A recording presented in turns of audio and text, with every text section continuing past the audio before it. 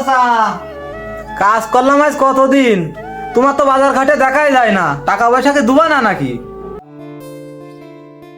আরে হ্যাঁ বাবু, তোমার কাজের টাকা তো দেবো, এই যে পকেটে টাকা নিয়ে বেড়াচ্ছি। দাও দাও, এই নাও তোর কাজের টাকা, পরিশোধ। আচ্ছা ঠিক আছে। আচ্ছা দাও।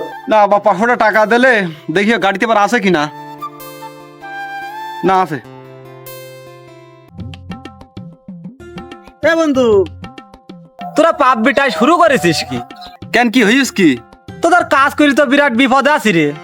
তোর বাপের কাছে টাকা আনতে গেলাম, তোর বাপ বললো ছেলের কাছে দিয়েছি, ছেলের কাছে নিয়ে যা, টাকা দে।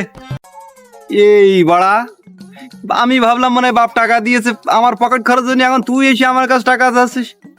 নে টাকা নে। থাক তাহলে আমি গেলাম।